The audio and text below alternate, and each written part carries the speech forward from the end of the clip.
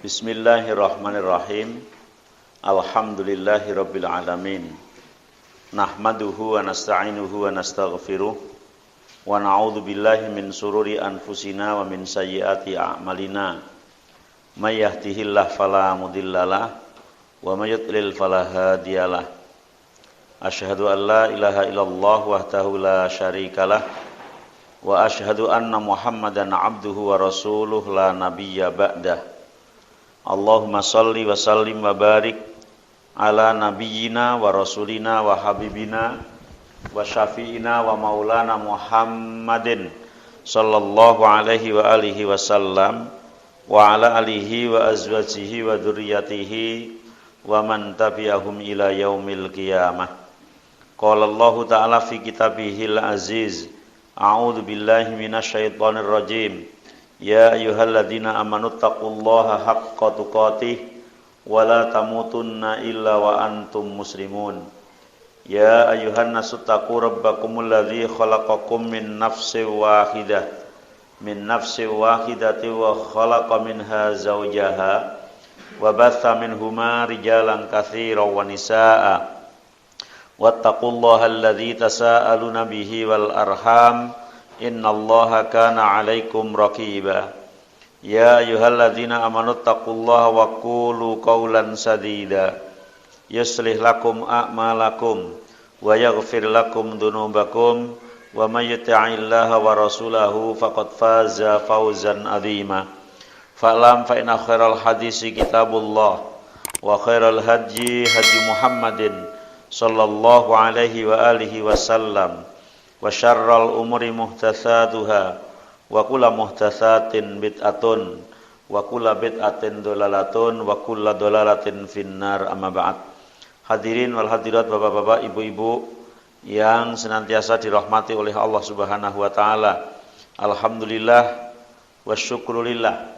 Puji syukur kita panjatkan kepada Allah Subhanahu wa taala yang telah memberikan kepada kita nikmat, rahmat, taufik, hidayah dan inayah kepada kita semua, sehingga pada malam hari ini kita masih diberi kesehatan oleh Allah, diberi kesempatan sehingga bisa berkumpul, bermuajahah di dalam majelis yang penuh dengan barokah tanpa ada halangan suatu apapun. Semoga amal ibadah kita senantiasa diterima oleh Allah Subhanahu wa taala.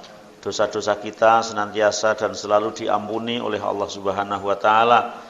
Semoga kita mendapatkan kehidupan yang istiqomah dan besok ketika berpisah antara jasad dan roh kita, semoga Allah memberikan rezeki kita husnul khotimah, amin ya rabbal alamin. Salawat dan juga salam juga tercurahkan kepada Nabi kita Muhammad sallallahu alaihi wa alihi wasallam dan juga kepada para sahabatnya, para keluarganya serta pengikut setianya ila yaumil qiyamah. Hadirin wal hadirat rahimani wa rahimakumullah. Sampai bab sunnah wudu ya. Sunanul wudu. Insyaallah jumlahnya ada 14. Jadi panjenengan wudu itu di samping rukunnya kemarin syaratnya, kemudian ada sunnahnya. Yaitu apa saja? Di antaranya yang pertama adalah as-siwak. Orang wudu itu dianjurkan gosok gigi ya. Gosok gigi. Baik menggunakan sikat gigi atau bambu yang dipucuke di remok gitu ya, atau dengan kain atau dengan kayu arok, atau yang terkenal dengan kayu siwak gitu ya, atau juga minimal hanya dengan jari ya. Mau wudu itu digosok ini pakai jari. Ini sunnah. Jadi ketika mau wudu dianjurkan untuk bersiwak, menambah pahalanya wudu walaupun tidak menjadi syarat atau rukunnya. Yang kedua, at-tasmiyah fi awalihi, membaca basmalah. Jadi membaca bismillah itu adalah sunnah wudu, bukan rukun wudu ya. Bukan rukun wudu. Karena sebagian ada yang mengatakan bahwa baca basmalah itu termasuk rukun, sehingga ketika enggak baca bismillah tidak sah wudunya. Yang menjadi polemik kan ketika wudu di kamar mandi gitu. Ini gimana? Boleh enggak gitu. ya nggak usah baca bismillah. Kalau kamar mandinya campur WC gitu ya, kecuali agak longgar terus terpisah antara kloset dengan kran, ya nggak masalah gitu. Ketika memang di tempat yang sempit dan di atas kloset situ ya wudunya sah, nggak perlu baca bismillah. Dan baca bismillah itu sunnah, tidak rukun artinya. Atasmiyah fi dzatiha amrun hasanun masru'un fil jumlah. Pada asalnya bismillah itu kan memang dianjurkan untuk seluruh amalan yang baik ya. Untuk seluruh amalan yang baik itu dianjurkan baca bismillah. Mau makan, mau minum ya, mau mengerjakan apa saja yang baik-baik dianjurkan membaca bismillah. Waqat warada fit tasmiyati indal wudu ahadisun dha'ifatun wa in sahahaha ba'dul ulama. Memang ada hadis yang menurut jumhur ulama hadis adalah dhaif yang berbunyi wala wudu'a liman lam yadhkurismallah alaih. Tidak sah wudunya bagi orang yang tidak membaca bismillah. Itu hadisnya dhaif. Seandainya hadis itu sahih ya memang menjadi wajib, berarti menjadi enggak sah kalau enggak baca bismillah. Tapi hadisnya itu dhaif. Wa thammatun ahadisun ukhra dhaifah jiddan latasluhu lil ihtijat. Bahkan banyak hadis-hadis tentang masalah bismillah itu yang hadisnya adalah dhaif. Jadi bahwa bismillah dianjurkan untuk dibaca ketika di awal wudu itu ya sama dengan baca bismillah ketika mau melakukan hal-hal yang baik yang lain. Wa yu'ayyidu adama ijabit tasmiyati anna man haqqu sifata wudu'in nabi lam yadhkuru at-tasmiyah. Justru yang menjadikan kuat bahwa bismillah itu adalah bukan wajib, apalagi syarat, apalagi sampai menjadi rukun, adalah beberapa cerita sejarah tentang wudunya Rasulullah Shallallahu Alaihi Wasallam. Jadi tidak menyebut tentang harus membaca bismillah. Maka membaca bismillah di awal wudu hukumnya adalah sunnah. Sehingga polemik tadi bisa selesai gitu toh. Karena pertanyaan wudu di kamar mandi itu mesti yang dimaksud bagaimana baca bismillahnya. Bagaimana baca bismillahnya. Yang namanya wudu memang bisa di kamar mandi, bisa di luar. Tapi kalau mandi mesti di kamar mandi, maksud mandi mau di luar.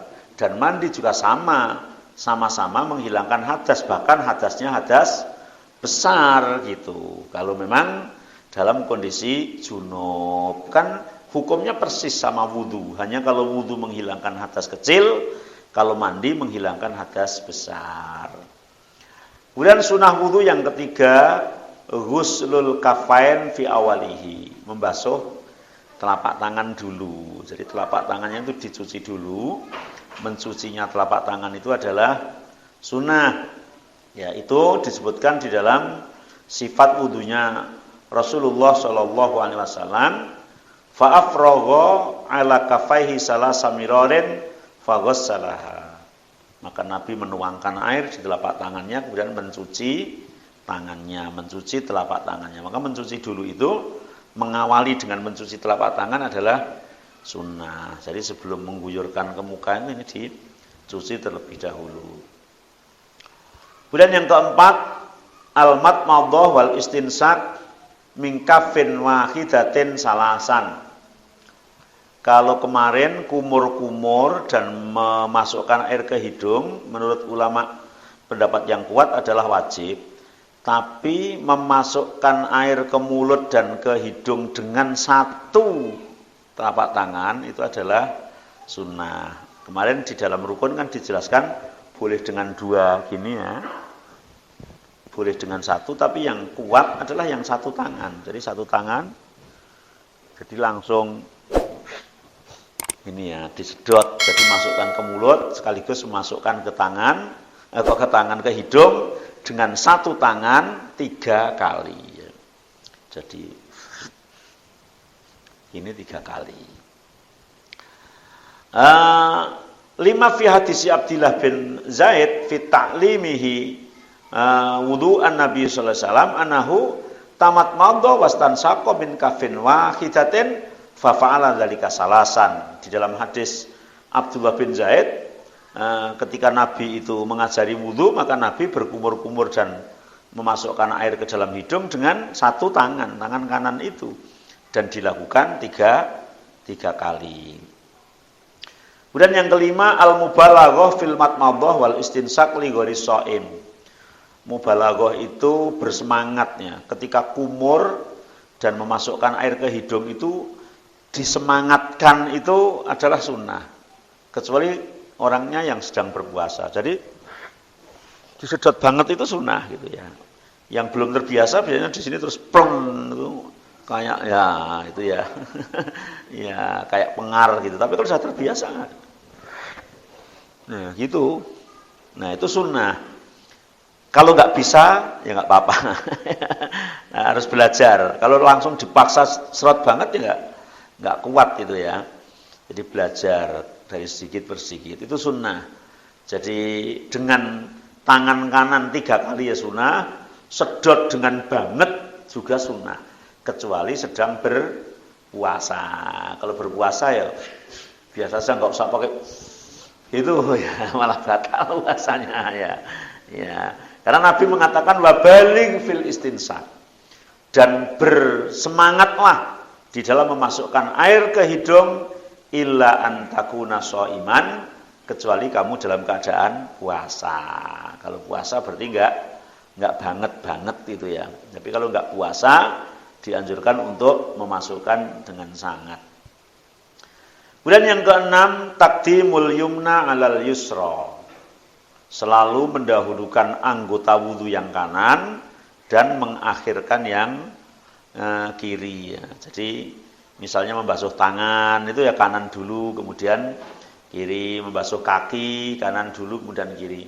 Kecuali muka itu enggak kanan terus kiri tapi dari atas ke bawah. Atau mengusap kepala itu enggak ada kanan kiri tapi langsung sekali. Langsung telinga. Untuk tangan dan kaki itu kanan kemudian kiri. Dalam hadis Ibnu Abbas menceritakan tentang sifat wudunya Rasulullah sallallahu alaihi wasallam, "Tsumma akhadha ghurfatan min ma'in fa ghassala biha yadahul yumna." Kemudian Nabi mengambil air ya, satu camuan gitu, kemudian membasuh dengannya tangan yang kanan. Tsumma akhadha ghurfatan min ma'in fa ghassala biha yadahu al-yusra. Kemudian mengambil satu camuan lagi dan kemudian membasuh tangannya yang kiri. Berarti kanan dulu kemudian kiri. Tsumma masaha bi ra'sih, kemudian mengusap kepalanya.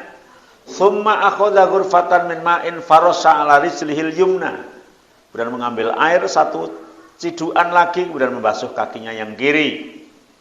Yang kanan hatta ghasalah hingga membasuhnya. Tsumma akhadha ghurfatan ukhra fa ghasala bi rijlahu yakni al-yusra. Kemudian membasuh kakinya yang kiri. Jadi ternyata kanan sempurnakan dulu kemudian kiri. Jadi kanan 3 kali ya. Setelah 3 kali kiri 3 kali. Kemudian mengusap kepalanya, kemudian kaki kanan 3 kali, kemudian kaki kiri 3 kali. Jadi kanan selesai baru kiri, kanan selesai baru kiri. Maka Aisyah mengatakan anna nabiyya kana yuhibbu at-tayamun fi tanaulihi wa tarajjulihi wa tuhurihi wa fi sya'ni kulli. Kata Aisyah, Nabi itu suka nengen gitu ya. Kalau dalam bahasa Jawa itu ada bahasa nengen. Orang-orang seneng ngiwo. Senengnya nengen. Tapi kalau di Indonesia kalau jalan minggirnya sisih kiwo ya. Memang itu sudah sistem jadi dirubah ya angel Pak Heru ya. Biar sekolah ke dinwari nyanyi, ayo minggir sisih kiwo. Gen rono beboyo. Karena memang sisa jajahan Belanda minggirnya ke kiri gitu ya.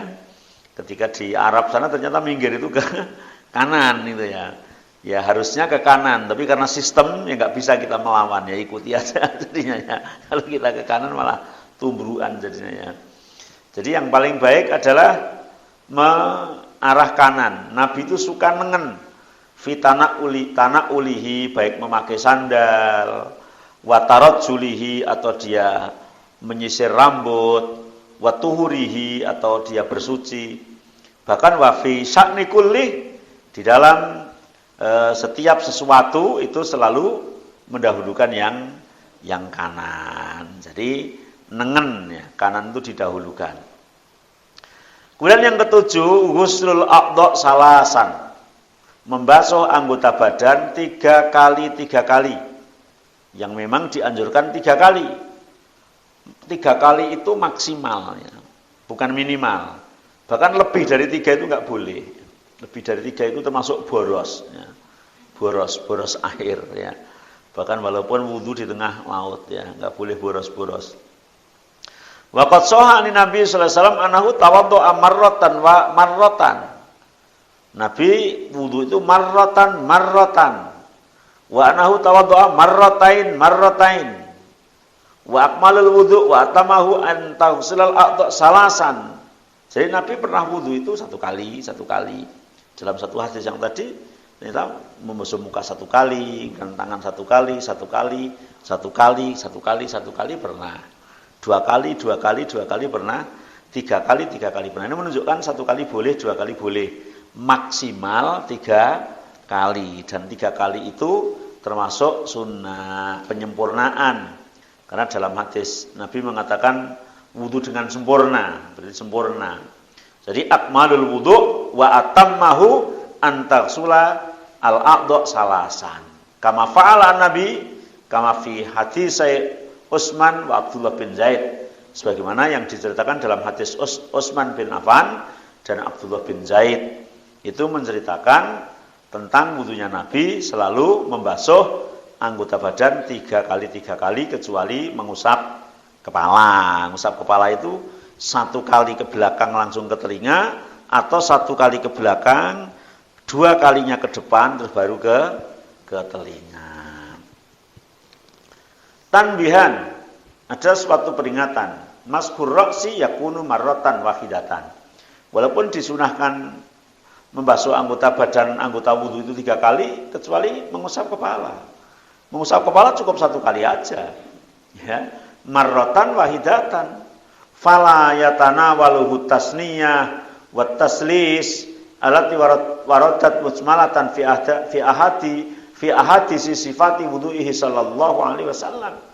Tidak pernah Nabi itu dalam riwayatnya mengusap kepala itu 2 kali atau 3 kali, tapi cukup 1 kali. Amma riwayat alati fiha taslisu masir ra'si falayasihu minha syai'. Riwayat-riwayat yang menceritakan tentang Nabi mengusap kepala itu 2 kali atau 3 kali ternyata tidak sahih ya. Wa amma riwayat alati fiha annahu masaha marratain fayat ta'wil liqaulihi fa'aqbala bihi wa adbar. Adapun yang menceritakan Nabi mengusap kepala itu 2 kali, yang dimaksud adalah ke belakang sekali, ke depan sekali, ini dihitung yang dimaksud 2 kali. Tapi itu kan bisa dikatakan juga 1 kali. Wong 1 kali jalan ini, 1 kali jalan. Terus baru ke depan, baru ke telinga. Atau ke belakang langsung telinga cukup. Sehingga mungkin yang dimaksud sekali itu hanya ke belakang terus telinga, yang dimaksud 2 kali adalah ke belakang terus ke depan. Nih. Wala yuqalu fi raddil yadain ala ra'si fi masihi anahu tikrar li anna tikrar innama yakunu bi istinaf akhdhil ma thumma inistihbab tikrar maksurun al maksul dunal mamsuh. Karena yang dianjurkan 3 kali itu bukan mengusap, tapi membasuh. Dan kepala adalah diusap, bukan dibasuh. Dan yang dianjurkan 3 kali adalah anggota badan yang dibasuh, yaitu selain kepala, yaitu tangan, 2 tangan dan kemudian 2 kaki. Wa min aqwa ma yadullu ala adami tikrari masirasi hadisul a'rabi alladzi ja'a ila nabi sallallahu alaihi wasallam fasa'alahu anil wudu. Dan yang menguatkan adalah hadis yang datang dari seorang A'rab nanya kepada Rasulullah sallallahu alaihi wasallam tentang wudu ya. Fa'arahu salasan. Kemudian Nabi memberikan contoh 3 kali kecuali mengusap. Dan Nabi mengatakan hadzal wudu faman zada ala hadza faqad asaa wa ta'adda wa dzalama. Inilah wudu yang sempurna. Barang siapa yang melebihi dari ini maka sungguh asaa, berbuat jelek, wa ta'adda dan melampaui batas, wa dzalama dan berbuat zalim. Maka boros itu juga tidak boleh ya, dalam hal ibadah. Apalagi boros di dalam hal yang lain. Dalam hal ibadah saja tidak diperbolehkan ya. Jadi di Islam itu proporsional ya. Wudu saja dibatasi. Makan berlebihan juga tidak boleh. Minum berlebihan juga tidak boleh. Tidur itu berlebihan juga enggak boleh ya. Ngomong sing gawene turu telung dina telung bengi ora tangi. Ya, sehingga tidak boleh. Kerja terus ada orang yang gila kerja, ya. Berangkat dari rumah itu sebelum subuh, nanti pulangnya jam 11 malam. Sebelum subuh berangkat lagi. Mangkat anake isik turu, mulai anake wis turu. Nanti anake gede ora kenal senengane Pak Nenti. Namanya gila kerja. Juga tidak boleh karena semuanya ada hak ya, pada dirinya ada hak, pada keluarganya ada hak, pada Allah pun juga ada hak kita untuk menyembah. Qala al-Hafidz fil Fathi fa inna riwayat Sa'id bin Mansur fi at-tasrih bi annahu masaha ra'sahu marratan wahidatan fadalla ala anna ziyada fi masir ra'si alal marrah ghairu mustahab. Jadi ketika di situ dijelaskan tentang bagaimana mengusap kepalanya Rasulullah sallallahu alaihi wasallam itu 1 kali, maka juga tidak boleh melebihi. Faman zada ala hadza. Karena melebihi ini maka tidak diperbolehkan. Kemudian yakunu azyadah ala salis liman asbau. Yukrahu azyadah ala salas liman asbagho. Dimakruhkan orang yang menyempurnakan wudu itu kok melebihi 3 kali. Jadi ya sempurnanya maksimal itu 3 kali. Lebih dari itu ya nggak boleh, makruh ya. Bahkan sebagian ada yang mengatakan haram karena berlebih-lebih atau berlebihan di dalam menggunakan air. Faman zada ala hadza faqad asaa wa ta'adda wa dzalama. Wa mahalu hadza malam takun hadhihi ziyadah li tamami nuqsan. Wa amma in asbagha wudu'ahu bisalas au bimadunaha fayukrahu azyadah ala salas wa hadza mimma la khilafa fihi. Jadi melebihi 3 kali itu memang kalau betul-betul sudah sempurna kok dilebihi. Tapi misalnya sudah 3 kali ternyata masih ada yang belum basah, ya tetap harus disempurnakan. Itu belum 3 kali namanya. Artinya 3 kali itu 3 kali sempurna. Kemudian yang ke-8 tahlilul lihyah al-kasifah.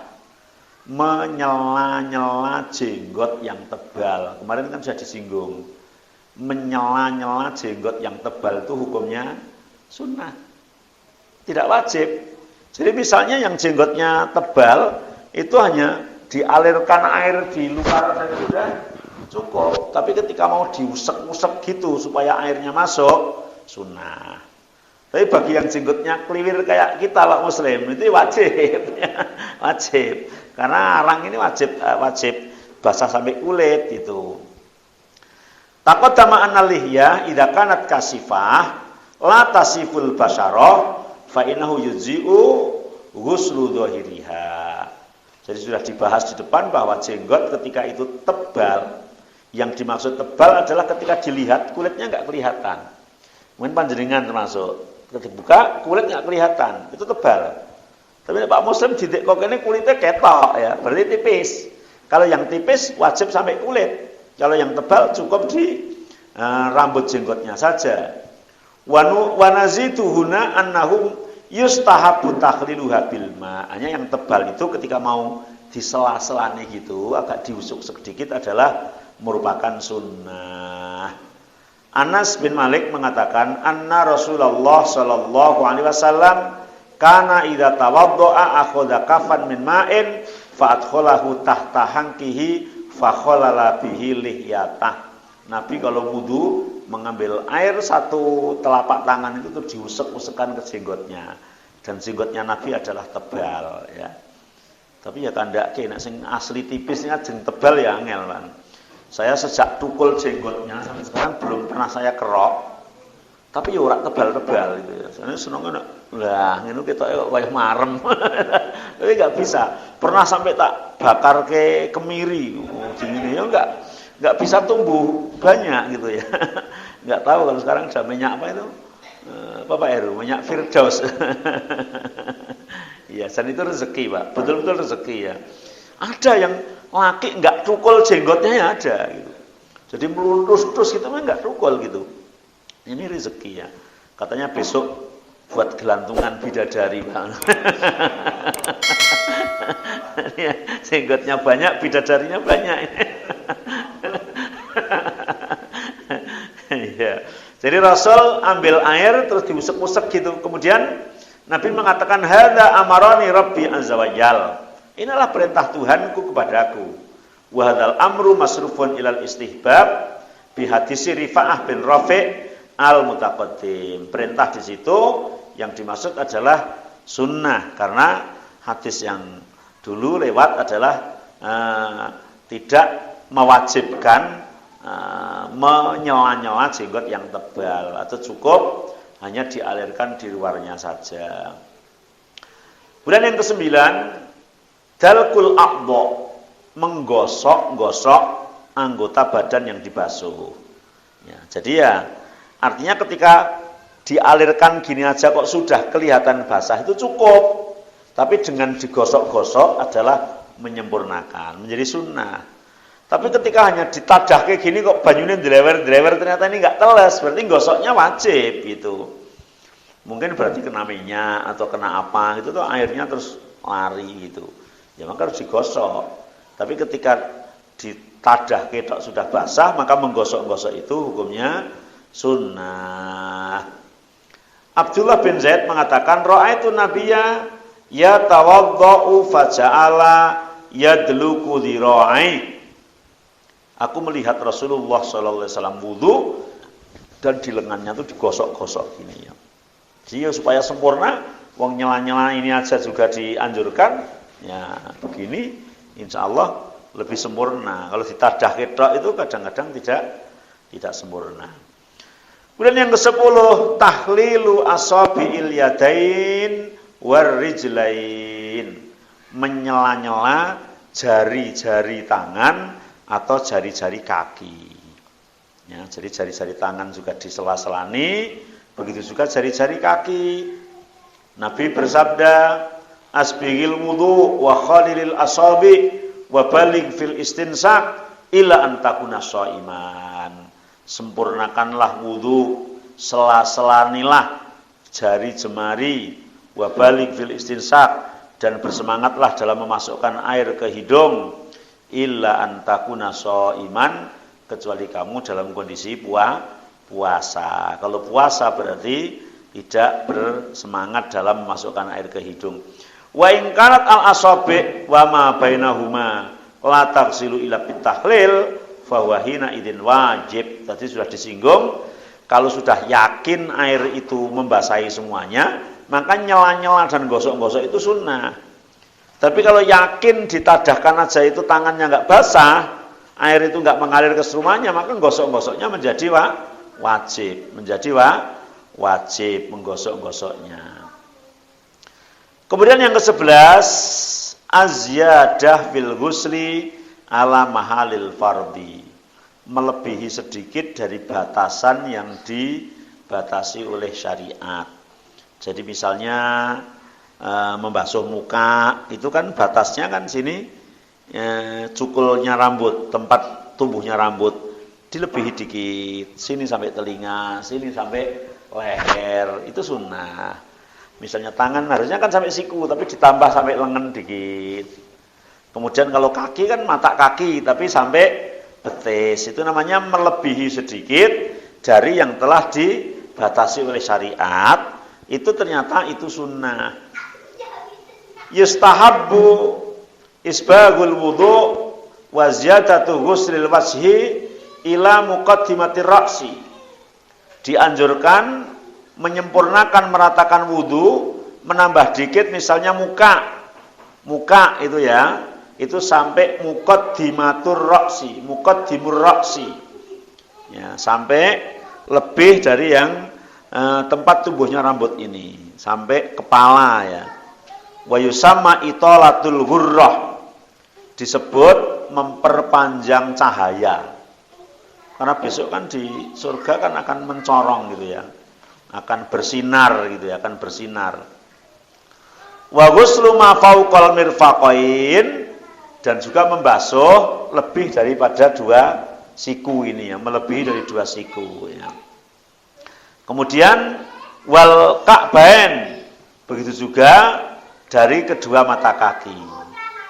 Wa yusamma itolatut tahjil, itu juga memperpanjang sesuatu yang besok akan menjadi bersinar. Ya, karena Nabi pernah bersabda, inna ummati ya'tuna yaumal qiyamati ghurran muhajjalina min asaril wudu. Besok di akhirat itu umatku itu akan bersinar mukanya, akan mencorong gitu karena dari asar wudu, dari sisa-sisa wudu. Ternyata wudu ini menjadi kayak lampu ya, kayak lampu bersinar. Maka semakin wudunya sempurna, maka sinarnya semakin sempurna.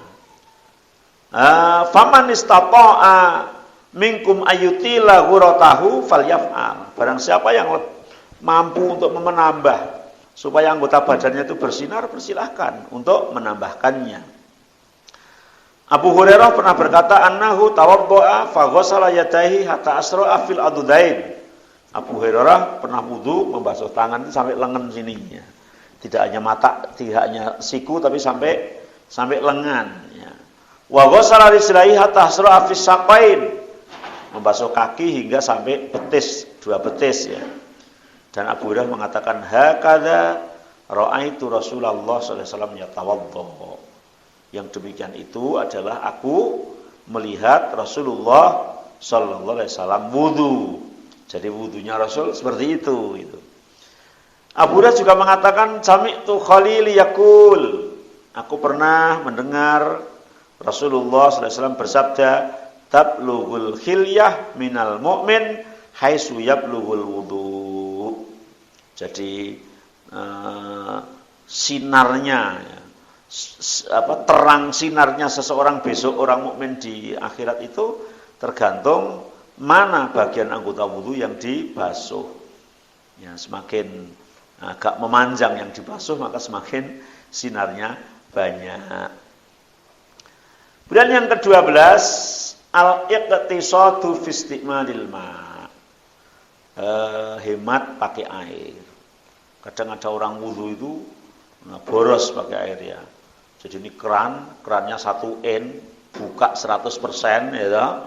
Nah, wudu tinggal gosok muka kan situ ngalir gitu dah. Nah, bahkan sampai tinggal gosok gigi itu ngalir. Nah, ini boros. Ya, boros.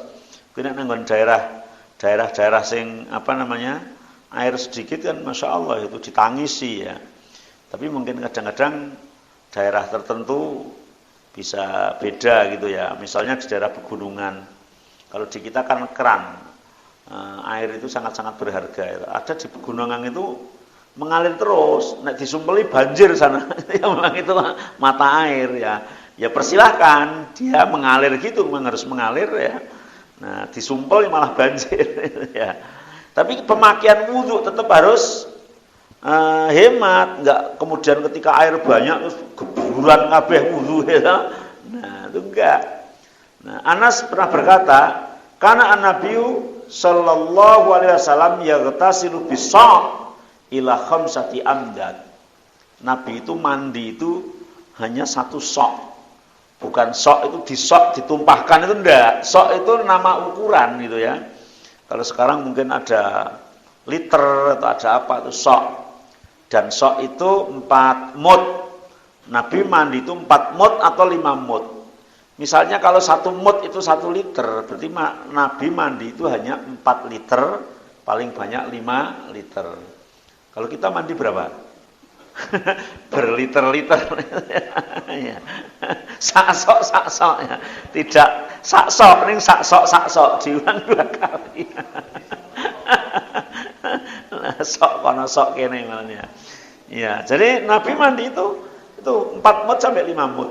Wa yatawaddo bil mud, ketika wudu hanya menghabiskan air 1 mud. 1 mud itu berarti 1 liter. Jadi wudu dengan 1 liter itu bisa. Karena Nabi bisa gitu ya. Wah, aku piye wudu ya. Ya praktekkan gitu ya. Yang penting jangan boros. Yang penting kayak tadi, jangan beran buka keran 100% bukanya. Nah, ditinggal begini dan begitu. Akhirnya habis airnya. Ya kalau buka jangan lebar-lebar gitu ya. Belajar untuk hemat. Kemudian yang ke-13, ad-du'a badal wudu. Habis wudu dianjurkan membaca doa. Umar bin Khattab pernah berkata bahwa Rasulullah SAW bersabda begini, "Ma minkum min ahadin yatawadda'u fayusbihu thumma yaqulu asyhadu an la ilaha illallah wahdahu la syarikalah wa asyhadu anna Muhammadan abduhu wa rasuluh illa futihat lahu abwabul jannah as-samaniyah yadkhulu min ayyiha sya'a."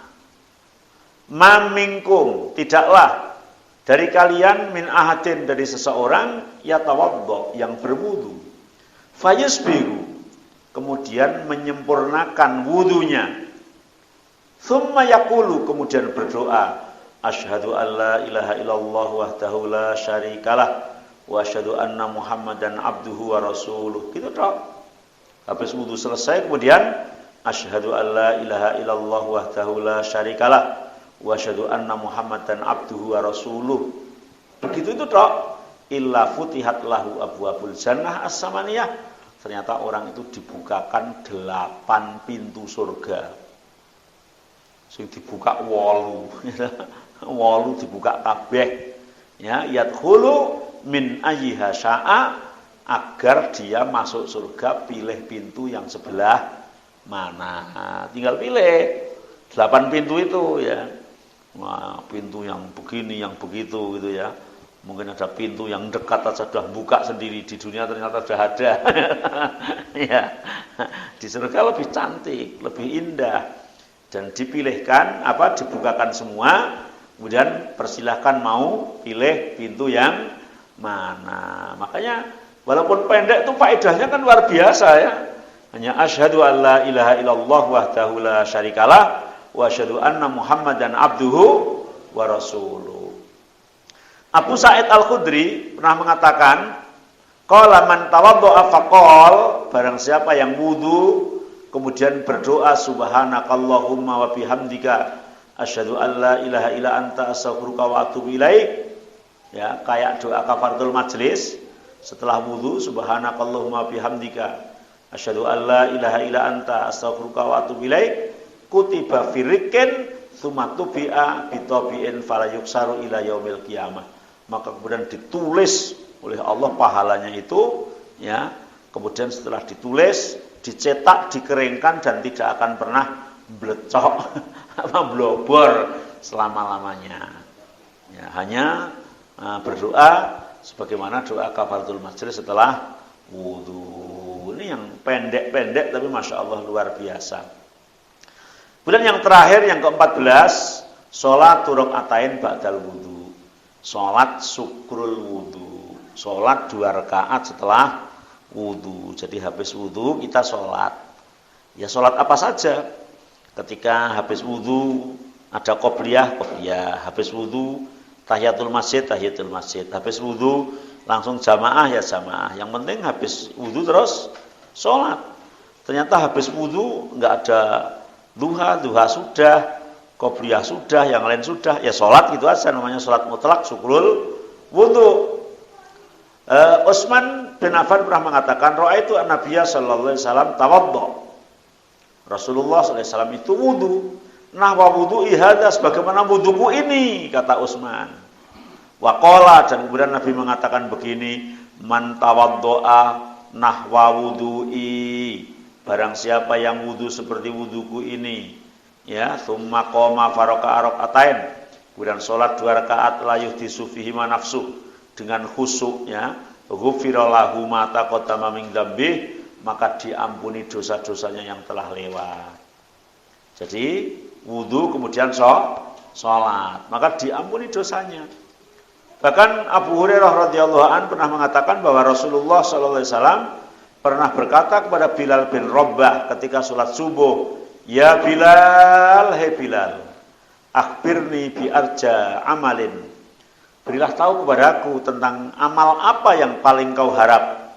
Ya, amil tahu fil Islam. Ketika kamu masuk Islam itu kamu punya amalan apa yang paling kau harapan? Yang paling kau harapkan? Fa inni sami'tu tufana laik baina yadaya fil jannah. Karena aku ketika Mi'raj di surga itu mendengar suara sandalmu Bilal itu. Jadi Bilalnya masih di dunia, sandalnya di surga. Ya, karena Nabi mendengar suaranya di sana. Dan ini nyata gitu ya. Maka kemudian Bilal menjawab, "Ma amiltu amalan arja indi." Aku tidak punya suatu amalan yang paling kuharapkan di sisiku. Anni lam utahhir tahuran fi sa'atin min lailin aw naharin illa shalaita bidzalika tuhur. Aku tidak punya amalan apa-apa yang paling kuharapkan kecuali kalau aku wudu, aku sholat. Aku wudu, aku sholat. Baik itu malam maupun siang. Itulah yang menjadikan Bilal masuk surga mendahului Rasulullah Shallallahu Alaihi Wasallam. Maka kalau mau cepat masuk surga mendahului yang lain, ya setiap habis wudu kemudian sholat, habis wudu kemudian sholat. Sholat apa saja. Kalau nggak ada, ya berarti sholat syukurul wudu. Ya juzu tansiful a'dha ba'dal wudu. Boleh mengeringkan air setelah wudu karena ada image ya bahwa wudu itu basah-basahnya di muka nggak boleh dikeringkan, nggak boleh handuan itu. Biar di situ boleh ya karena nggak ada larangan dari Rasulullah Shallallahu Alaihi Wasallam. Kalau nggak ada larangan berarti asalnya adalah boleh ya. Bahkan dikatakan bahwa Maimunah radhiyallahu anha mendatangi Rasul setelah mandi kemudian membawa mindil. Mindil itu ya kalau sekarang anduk, ya nggak tahu zaman Rasul anduknya kayak apa ya, terbuat dari apa gitu, nggak tahu gitu ya. Dan Rasul pada saat itu menolaknya. Di situ menunjukkan biasanya Nabi itu berarti kalau mandi atau wudu anduan ya biasanya karena Maimunah membawakan. Ini pada satu saat Nabi tidak mau, menunjukkan adalah boleh mengeringkan basah-basah sisa wudu kita. Hadhihi waqi'atu ainin tahtamilu adata umurin. Fa innahu imma yakuna raddal min lisababin fihi ka'adami nadhafatihi aw anahu yakhsha ayyubliha lahu bil ma'i aw ghairi dzalik. Jadi ketika itu Nabi tidak mau itu bisa ada alasan ini dan itu, tapi Maimunah memberikan handuk pada Nabi itu berarti merupakan sebuah kebiasaan. Imam Tirmidzi mengatakan waqad rakhasa qaumun min ahli ilmi min ashabin Nabi wa min ba'dihim fit tamandul ba'dal wudu. Jadi para sahabat dan yang lain itu mengatakan boleh ya mengusap entah dengan anduk atau dengan yang lain ketika kita habis wudu atau dengan telapak tangan itu boleh. Bukan layasihul wudu ma'a watil manikiri alal adfar. Tidak sah wudu kok kukunya masih ada pacar atau apa ya itu ya, dicat lah. Nah, kukunya dicat, nggak dihilangkan, itu wudu tidak sah karena kuku itu bagian dari kulit, artinya bagian dari anggota wudu yang harus dibasahi. Begitu juga ketika kukunya sudah memanjang dan air itu sulit masuk ke situ, sudah hitam-hitamnya, berarti itu nanti api neraka nggak masuk ke lainnya, nggak bisa karena terhalang air wudu, tapi bisa masuk ke situ ya. Akhirnya apinya masuk dalam badan yang kita terbakar, akhirnya kayak orang infeksi. Jadi terbakar dalam, luarnya ndak ya. Maka kuku harus diketok terlebih dahulu, hitam-hitam harus dibersihkan agar ketika wudunya bisa sempurna. Inilah sunnah wudu. Yang akan datang insya Allah hal-hal yang membatalkan wudu. Persilahkan kalau ada pertanyaan. Monggo.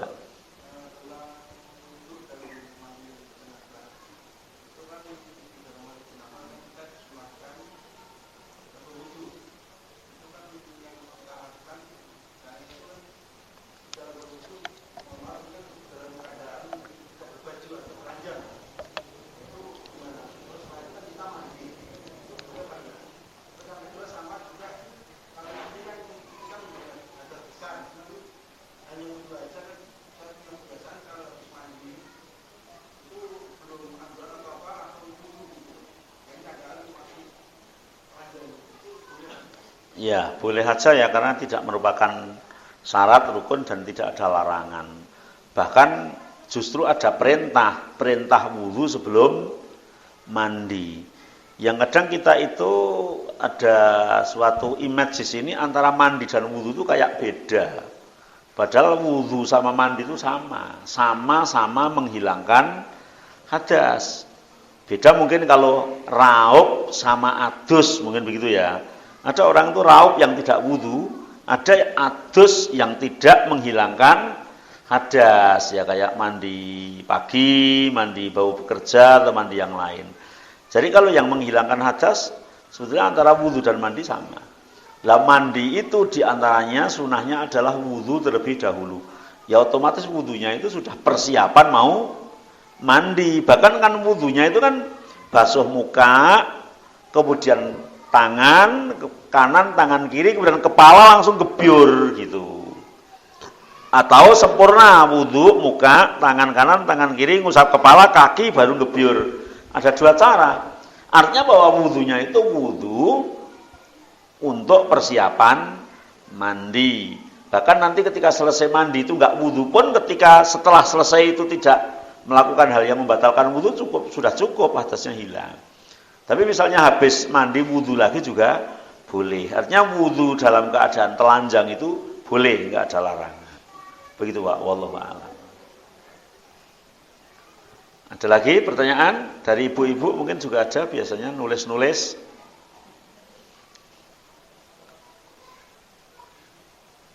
Masih berapa menit isaknya? 4 menit. Ya, ada lagi enggak pertanyaan perkiraan? Ya li'annahu yamna'u nafadzal ma'i ila mahalil fardhi. Tadi tentang kuku itu karena memang harus sampai ya. Amal lawan wahdah kal khodobi bil hana wa nawihi falayu asir. Ada bukan cat tapi ketika ditaruh di kuku itu kemudian meresep ke dalam, kemudian memang kukunya itu berubah warna. Kalau itu ya enggak apa-apa. Kayak misalnya rambut jadi putih kan nggak dicat itu, memang asli putih gitu ya, berwarna sendiri dari dalam ya nggak apa-apa. Tapi ketika dicat kita semir, orang yang sudah misalnya sudah beruban kan dianjurkan, dibolehkan maksudnya dikasih pewarna. Tapi pewarnanya itu kalau semacam cat, maka ketika mandi itu tidak nembus ke situ maka nggak boleh. Tapi ada mungkin kayak apa ya, pewarnanya itu ketika di situ itu berwarna dari dalam. Nah, itu nanti yang tahu teknisnya adalah yang tukang catnya mungkin ya, ini cat jadi gimana gitu ya.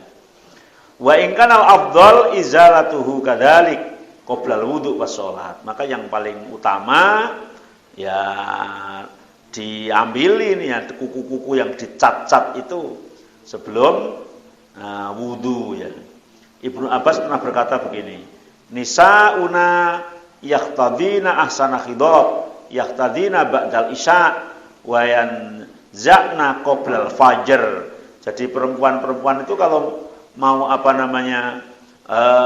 masang cat kuku itu dianjurkan setelah isya dan nanti diambil sebelum subuh ya, kata Ibnu Abbas, agar supaya tidak mengganggu wudunya gitu ya, agar ketika wudu itu wudunya bisa sempurna. Imam Ibrahim An-Nakhai pernah mengatakan fil mar'ah taqdab yadayha ala ghairi wudu'in thumma tahduruha as-shalah tanzi ma ala yadayha idza aradta an tusalliya. Jadi Imam Ibrahim An-Nakhai melihat seorang perempuan yang kukunya itu dicat-cat itu disuruh untuk menghilangkan ketika mau berwudu, mau sholat, dan setelah itu mungkin boleh untuk dipakai kembali. Ya, subhanakallahumma bihamdika asyhadu an la ilaha illa anta astaghfiruka wa atubu ilaik. Assalamualaikum warahmatullahi wabarakatuh.